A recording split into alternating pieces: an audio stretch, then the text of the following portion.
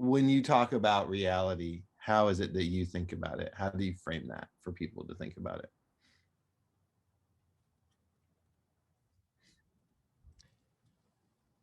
The way that I frame it in the book is it's kind of like I probably shouldn't reference it, but my brain just goes there with Shrek and Donkey. Really, really? Like, really real? Like, is it what's really real? What's the real thing that's going on? What's the real story? It's connected to the truth, right? But jumping into then reality,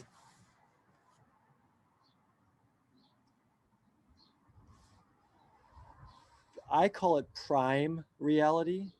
I connect with it with capital T truth, like the truth, the true story, what's really going on. We're all wondering, we're all trusting, we're all trying to figure this out, and we're all hopefully, like we just talked about, discovering and journeying to try and get as close as we can to the real thing, right? I what comes to mind for me is a passage from scripture. Paul writes that really famous passage from 1 Corinthians 13 on love, right? And he says in there, we see but through a glass darkly, right? But then we shall fully see. Like we see now in part, but then we shall fully, like we're known in part, but then we'll be fully known. He implies that right now we're doing the best we can. It's dim, it's dark, it's fractured, it's partial, but at some point there'll be the pulling back and like, oh, this is what's really going on. I love that because it acknowledges that we're all on Faith Island here together. We're all trusting and we're all trying to navigate it. So let's love each other. It's the First Corinthians. Let's love each other and let's show grace to each other on the journey. Right? Are we helping someone on their journey or are we hindering them?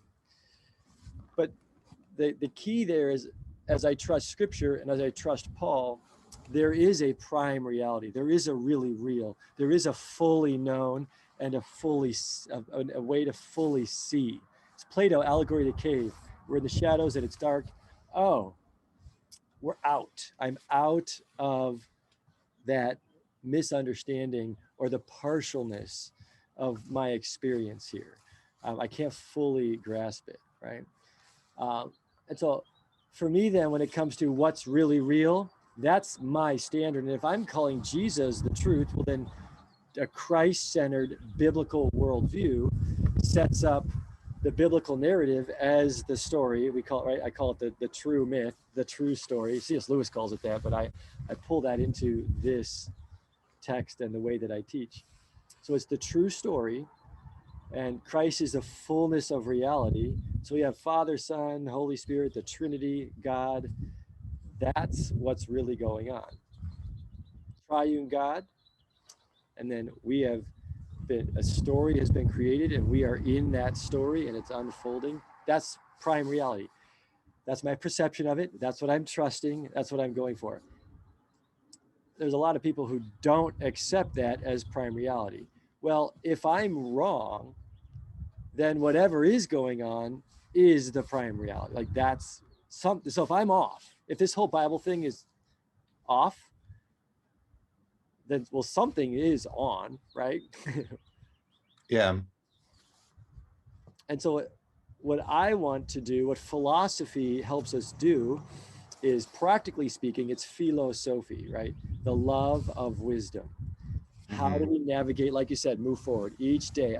Wisdom helps us navigate all the millions of decisions I'm making and the interactions that I have with the world around me, with what I'm experiencing. If we want to go existentially, what I'm experiencing, how do I interact with that, right? I want to do that in a wise way. I want to do that in a loving way, and I want to make, suck the marrow out of life, right? Like I want to make the most of the minutes that I have. Yes. Yeah. Prime reality, from my understanding and all my studies and everything that I've experienced and journeyed on and discussions I've had with you, is going to be the standard that I'm shooting for. I want to figure that thing out as best I can. Fair Yeah. enough? Is that helpful? Yeah. Yeah. Yeah.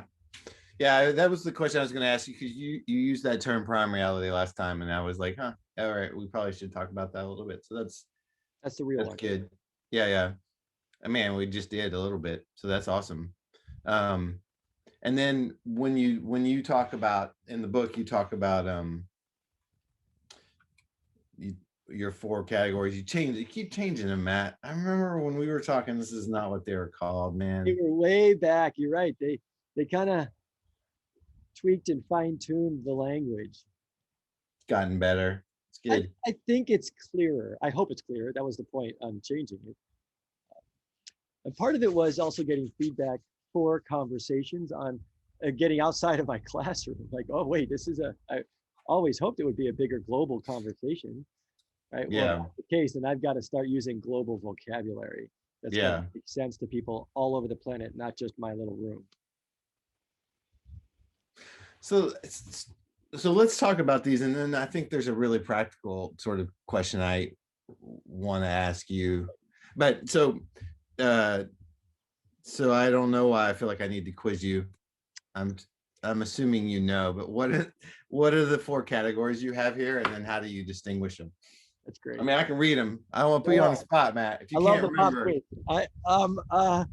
quiz. Is this an open book test? first one starts with I. That's intriguing. So what I've decided, let me just frame it. Yeah, We could do comparative religion right now and talk about all the thousands of religions on the planet and how they're different and unique, and they all answer questions for people as well. That's intriguing and fascinating and compelling. But what I found, just like when you study Christianity, maybe even at a Christian school, you're studying Christianity, you're learning about what Christians believe. What I love about philosophy is that it's a different approach to similar material. And philosophy is going to get behind it. It's the why you have all this behavior, why you choose to believe what you believe. And what I like about going from a philosophical approach, just to be really candid here, like it helps us get out of all the religious banter. And because once we're in religion, like this is what I believe, and I'm going to defend it, which is good. I mean, understandably. But by getting to this philosophical approach, we're almost coming like a top down, or bottom up, whatever way you want to look at it, and having a different way to look at the same questions. And so by going with philosophy, though, I'm going to start with not just what I believe, but I'm going to start with, well, what's prime reality? What's really real? What's that we just talked about? What's the real story? And from my understanding, I would love anybody to shout out this third option, but from my understanding, we got two options. We've got the material realm and the spiritual realm. Am I missing something? We got matter, right? Which is periodic table of elements, waves, electrons, matter. You can measure it. And then there's this non-material, non-measurable, per se measurable, spiritual realm. The way we can measure it is if the spiritual interacts with the physical and material so that it's tangible. But that interaction is coming through the material, but it's not the material. That's for a later discussion. So there's a spiritual realm, material realm. If those two things are what we have to discuss for reality, well, then philosophically, let's just break it down. So we've got only the spiritual is real, and all this material stuff is not real. Doesn't exist. Only the material exists, and the spiritual is not real.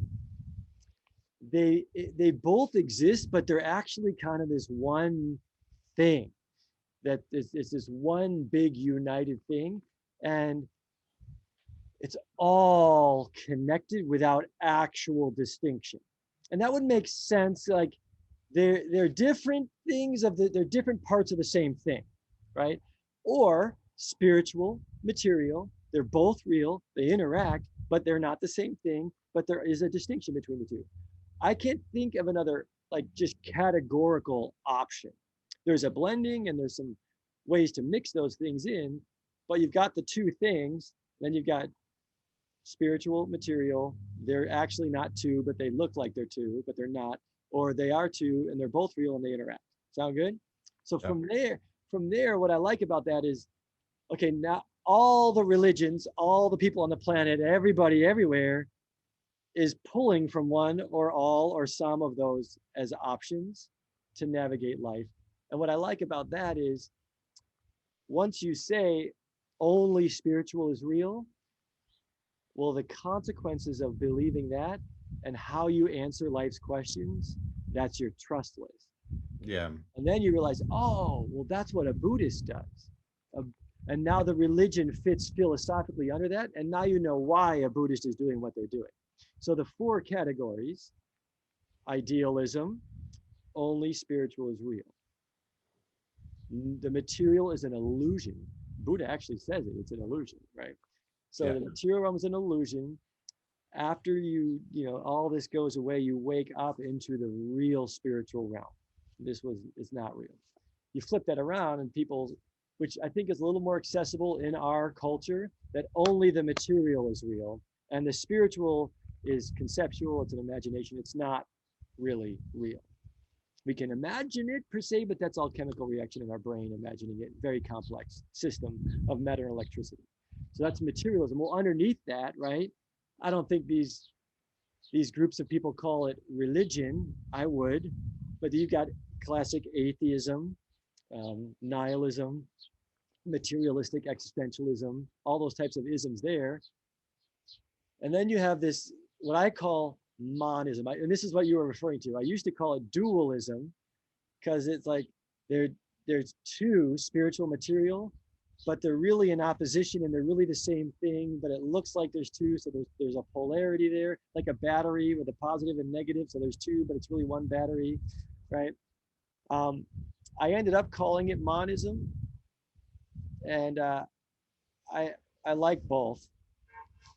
But what I like about monism is you get that monoism, that oneism. It's believing that everything is one. So it's a oneism, even though it presents itself in polarity, kind of like the force, a light and a dark side.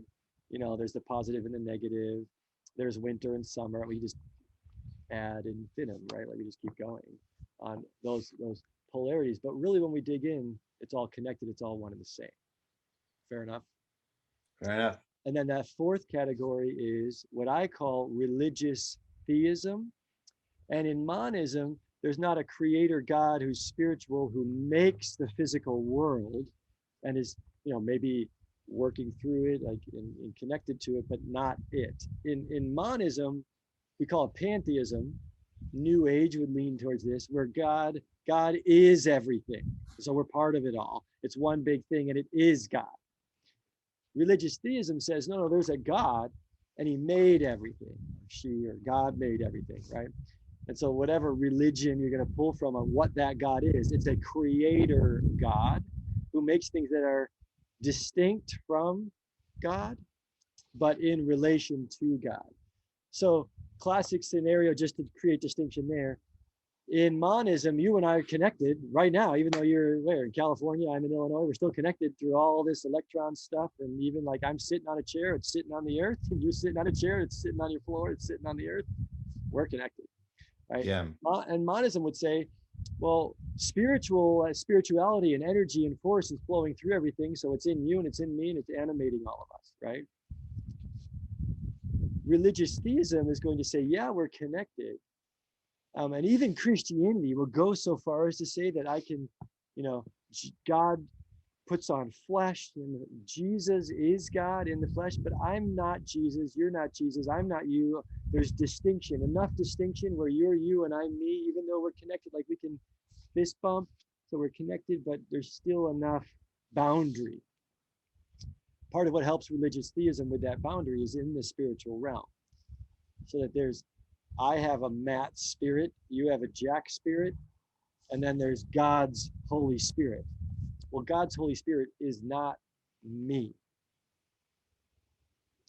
It's God's spirit, and then I have my spirit, right? Yeah. God's spirit and my spirit can interact even inside of me. And that's getting a little bit into it, but I think it's an important distinction. Like the difference between that religious theism is God and God's spirit, and then me and my spirit, Jack with Jack's spirit. In monism, take out the Matt spirit and the Jack spirit, and just whose spirit? God's spirit. So if I have anything in me that's spiritual, it's God, not me.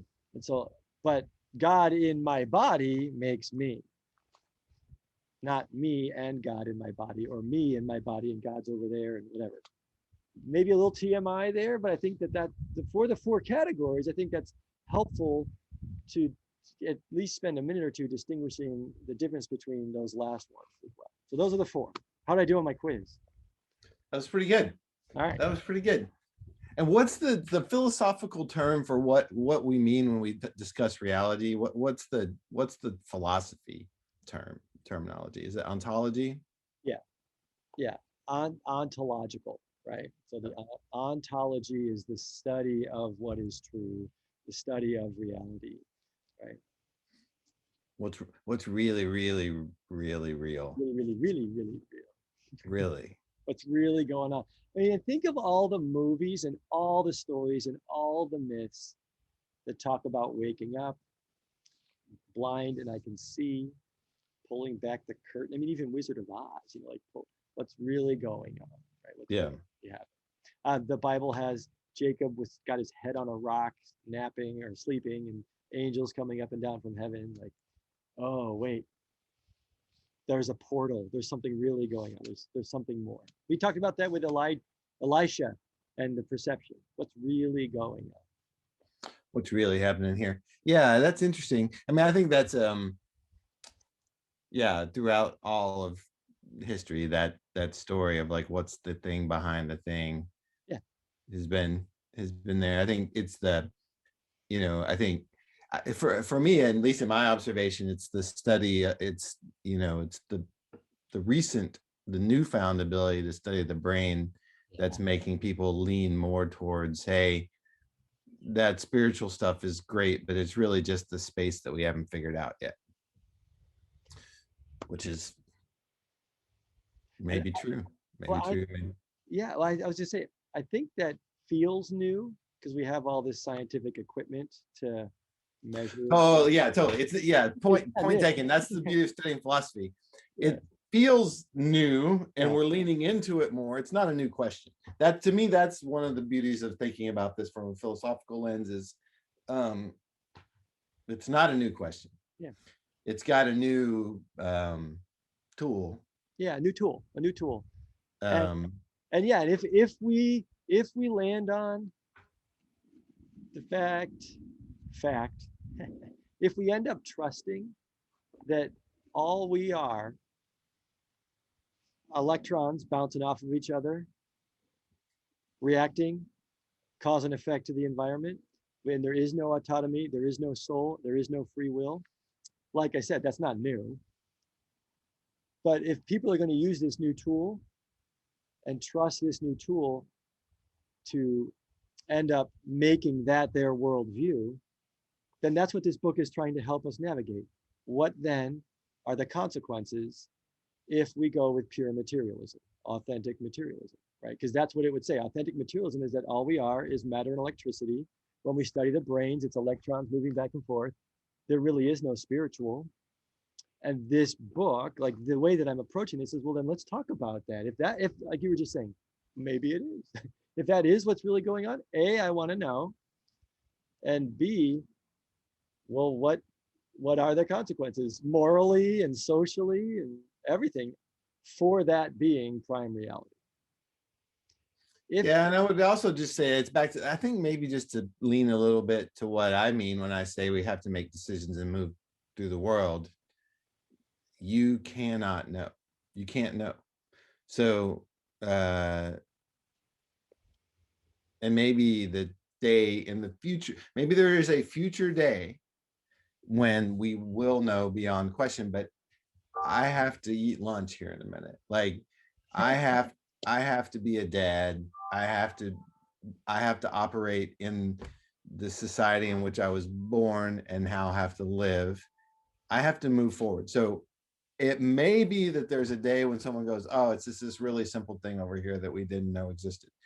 Until that day, I have to make decisions. I have to move forward. I have to live my life in a way that I feel is like beneficial to me, to my world, to my children, to my friends, to my country.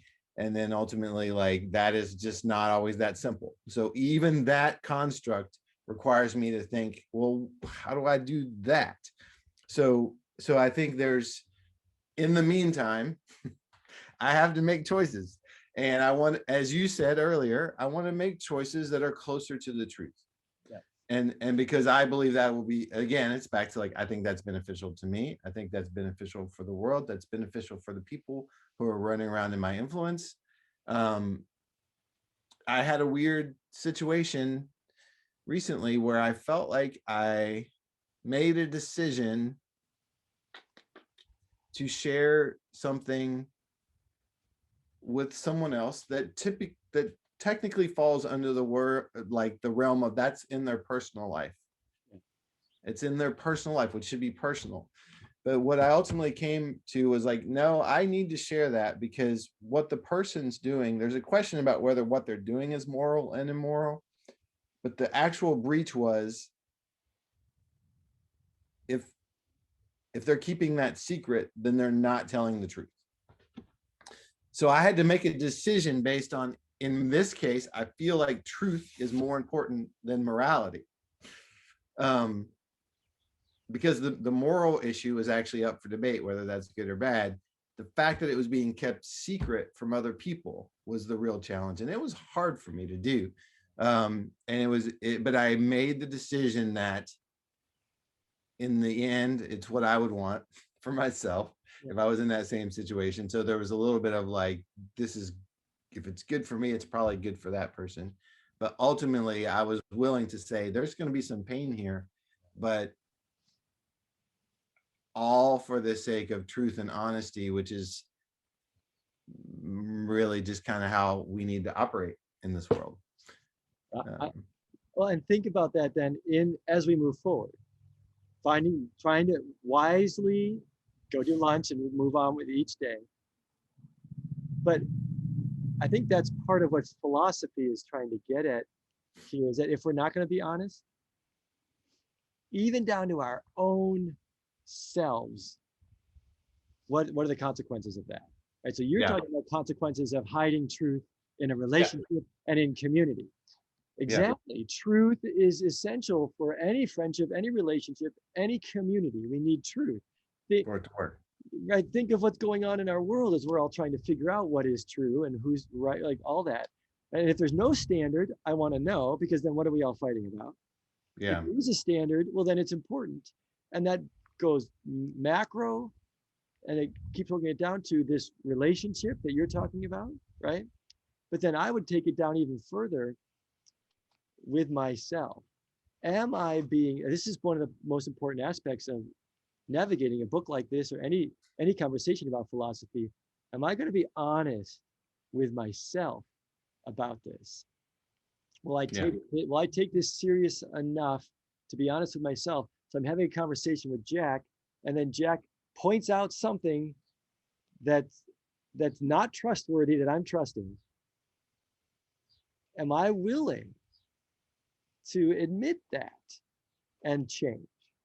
Yeah. That's talking about hard. That is so hard, because I've not demonstrated that capability yet. Yeah, it is hard. I think that's why Jesus calls it a death, and he says you're going to have to do it every day, right? Yeah. Think of all the myths, and we go back to myth and all that. Everybody's having to die to their old self and live it. Each time we move forward, we're letting go of something we thought was real, or thought was true, or thought was trustworthy. Oh, it's not, and then I got to move on to what is, right? Yeah.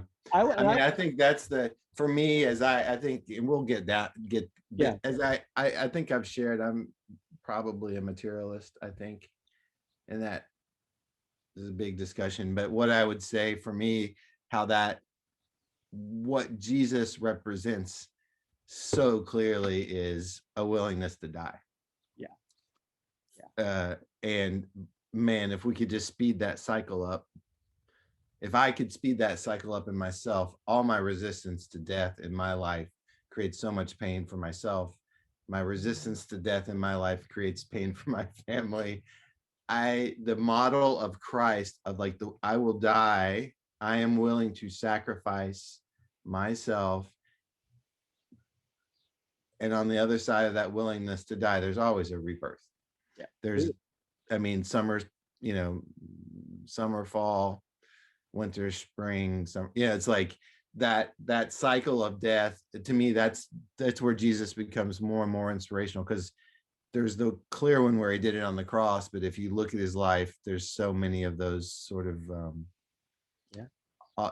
It's everywhere. And so that's an interesting, what I would say, Matt, too, is like part of the awareness is like even your thing about we're all electrons. And so that, I know you're using that as an example of the underlying position of materialism, but the scientific fact of what you just said is true across all of these. It's true. I mean, if you are in the fourth category, what's the fourth category again? Well, there's the religious theism, especially Religious theism, yeah. Going to acknowledge that the material realm is true. There is, I think that's the thing, is like, that's why I think we really, like, I need to, at the very basic core dignity, honest level, for me to come up to a materialist, an atheist, and be like, you're all wrong. It's so arrogant, but also like, I want to use the word naive, maybe, like, for me to say that they're all wrong is to negate the fact that the material realm is really real. Well, cause and effect is really real. The material, I am made of electrons and cells. Like it's in my skull. Like, I don't want to negate the truth, and wherever the truth is the truth. Whoever's carrying it. Yeah, I mean, I think that's the beauty of it, is like, I think so. I do want to circle back to how did this all get so serious? Yeah. But before we go there, what I would say is, in part, what you seem to be proposing is that if I can take a look at these things, so you're on a bench, I can sit down on a bench next to someone and we can talk about what we have in common versus what we have in, or maybe your entry point. Like eventually you're going to get to your differences, but I feel like for the most part, Christianity is really, really, really ready to start with the differences. And then now you've made an enemy. You put somebody on their heels. You're not really having conversation. It's like there's a lot of problems with starting with the differences. If we could start with the commonalities, then we can become friends, and we can be in community, which means we can be in communion, which means that we might eventually have a real discussion about the ramifications of our choices. That's what I loved earlier. You said, I love that. I was like, believe what you want, but your beliefs have consequences. Yeah. And I think that's a really great discussion.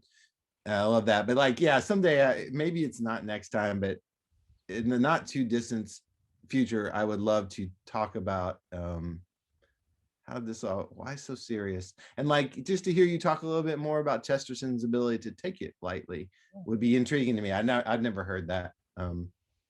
Well, but I'll say this, Jack, you're sitting on the bench next to me, and if I could just humble myself enough to admit that I'm trusting what I believe, yeah, and you're trusting what you believe, good point. We have instant unity, because right there we're both trying to figure it out.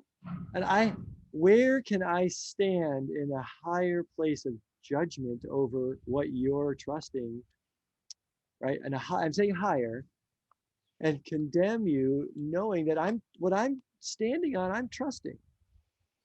Like that. Yeah. I love how you phrased it there, because that is one of the reasons why I've persevered and why I'm offering this as a tool. I mean, that's where, if nothing's new, I get it. But for me, it feels new to try to have a global conversation like this. And quite frankly, for a lot of Christians right now, it will be new. It will be new. Yeah. For them to humble themselves and seek unity and connection and a loving relationship over proving everybody else wrong so they could feel right. Yeah. And I think that is a great place to start. And so let's build the bridges. Let's find out what we have in common first. And yes, I'm not proposing the pluralism and the universal. I'm not proposing that. That's why there's four. That's why we have all these differences. And by the way, if we could verify something with 100% certitude, we wouldn't have four options. We'd all just pick that option. We would pick the one. Yeah. Pick it. Yeah. I think that's I think where we can land in some level. And maybe even wrap this thing up, because I wanted to do one quick back point is you were saying we might end up at some point with, well, until we get to that place where, okay, we verified it, right? I mean, maybe that will happen here on planet Earth while we're going there. But I would say whatever people bring to you to say, well, and this is what we use to verify that thing, you'll have to be trusting whatever they used. Like I think that's another part of this is that for me, Yeah. that's why that there's freedom in that. I think that's where Chesterton, not that we need to go there right now completely, but maybe at the end of his whole thing on reality and truth and trust, anything anybody brings to me to try and prove me wrong, or whenever I bring something to somebody else, and like, I'm trusting it. I'm trusting that new instrument. I'm trusting the new brain scans. I'm trusting my eyeballs. I'm trusting my sensory. I'm trusting my brain, which talk about malleable. That's a mistake. Yeah. and ultimately, I think that's one of the biggest important aspects of this is we're all trusting our brains at the very least as a processor. We're all in this together. Like we are all on this journey together. I love what you just said. Let's connect. Let's have common unity. But see, isn't that part of the secret there then? I don't have to prove that I'm right, and I don't have to prove that you're wrong. But I can trust what I'm trusting and let you trust what you're trusting. And there are consequences. So we can watch those unfold. And I trust that there's free will. So if there is free will, if I'm not liking what I picked as my version of prime reality, I can do what? Probably through a good conversation with someone like you, Jack, I can do what? I can change what I'm trusting. And by choosing to change what I'm trusting, will there be different outcomes? Yeah. I also believe, and this is a disgrace. This is a grace discussion. Yes. I don't think you can change by listening to me. I think you will change by the experience of your circumstances. And then you might remember what that one guy said that one time that will help you change. I don't know. Like, I just think that is the beautiful journey, the amazing journey of life that includes this thing called grace, which is you only learn through your own experience of mistakes and pain. and to also talk about the other side, which you're advocating for, humility and love, right? So like it's a path that has to be trodden by you under the influence of many, many things. And if you can humble yourself and operate in love, if you can die faster, it's going to be a better experience. And that's worth waking up for tomorrow. Yeah, man. Let's do it. Tomorrow's going to bring. It's an adventure, and things can change. Things do change. So let's. Yeah, that's one of our common friends. A friend we have in common. A phrase he uses. He's like, I know only one thing for certain, and that is it will not go like you think it will. And to me, that's the whole point of like, one, take some humility, two, be aware and alert, and three, be able, it's not going to go like you think. So then how do you make decisions? How do we make decisions? How do we act collectively in a way that is closer to the truth, is closer to what is right? So that's this path we're all on. I love it. I just had a application of your metaphor of the tiny shreds to my upbringing, which is like, I grew up in a Baptist church, and I was laughing this week because I was reading about this gentleman who's made some big life mistakes, but he's part of the General Baptist. And I was like, first of all, it's a hilarious adjective to give yourselves. We're the general ones. We don't, just in general, that's like, it's almost like saying average. We're the average ones. But I was just reminded of my childhood, which is I grew up in the tiniest town, and there were like maybe 6 different Baptist churches in that tiny town. So to me, like, I see your metaphor of the shreds being like, or strips, is like, I can sit on a bench with a Buddhist, and we could almost make a plaid shirt together because we have so much in common, right? And I was thinking about those Baptists that I grew up with, like they've taken the shreds, the strips, and like cut those up into like microfish. Yeah. It's just like, Yeah. that's that tendency that we have, and I know why we do it, but it's also like, I think part we're trying to repair is like, but can we rebuild this fabric?